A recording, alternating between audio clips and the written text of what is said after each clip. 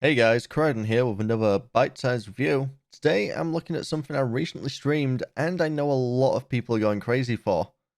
Legends of Runeterra. Riot's new card game based in the League of Legends world.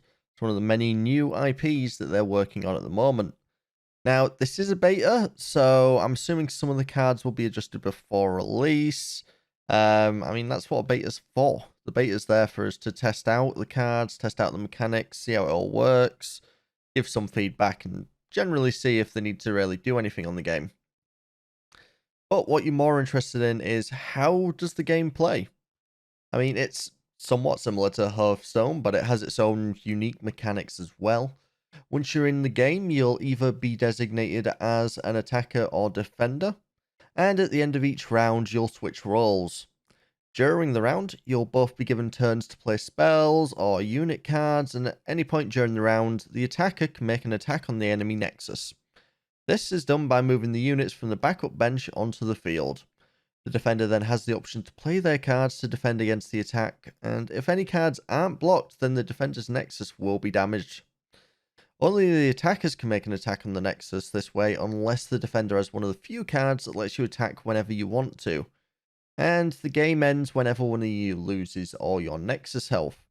Again, kind of similar to Hearthstone, everything is done on a mana system, so every turn you get one more mana chunk to be able to use, and to be able to basically go up and up and up into higher rank cards. Now, you know the basics of how it works, but how does it actually feel? How does it play? The gameplay, it feels great. Some of the cards do take some getting used to, and I jumped straight in with no tutorials, so I had to learn a lot of the effects as I went along. For example, if a card has elusive on it, it can't be targeted or blocked by another enemy card, unless that enemy card also has elusive or it has the challenge ability. Now, there are a bunch of different abilities, and obviously every card is unique as well, so I'm not going to go into quite what all of those are, but suffice to say there are quite a lot of different unique cards that are possible to use.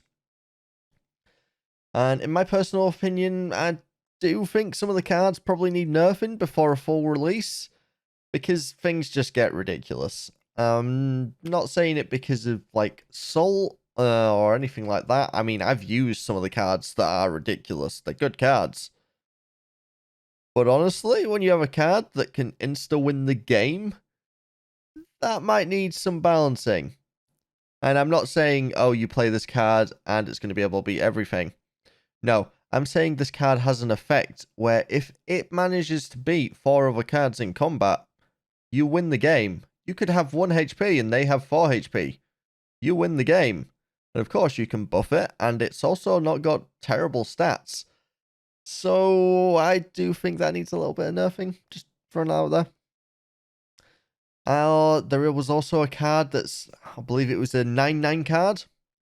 And everything on its side of the field gets a barrier, which means they take no damage for the first hit. So if you're attacking and they play this card, then every defender it puts up won't take any damage no matter how much stronger you are. And that could be useful and okay. But it applies it every turn, which is not so great. Like, it's a little bit ridiculous. Every turn it's alive, it gives itself and everyone on the field, on its side of the field, barrier. I did still have fun though, and it does still feel fun, and definitely see some fun decks coming out. A lot of the cards have wonderful synergies. I can definitely see some decks that aren't exactly top tier meta that are still viable. For example, I played a deck of the Teemo deck, all based around Teemo and his shrooms. And essentially what I would do is keep playing the shrooms, and the shrooms go into the enemy's deck. So when they pull out a card, it has a random chance of having however many shrooms I put in the deck on it. Effectively, you'd have to have horrendous luck. Effectively, though, technically someone could probably pull a single card and have their entire nexus destroyed in one turn. That's never happened. But it's quite fun to be able to just keep loading their deck up with shrooms and then just using your units to just tank, essentially, tank their big units so that eventually they just keep drawing cards and they kill themselves. Against a milling deck as well. Really fun against a milling deck. But overall, I've been enjoying it. It's nice to be able to play a card game again without thinking, oh god, I need to spend like $2,000 just to hopefully have some viable cards. Hopefully have some of the new interesting cards. I've got to buy all these card packs. It's nice to be able to play a card game that I haven't got to worry about that. That might change in the future.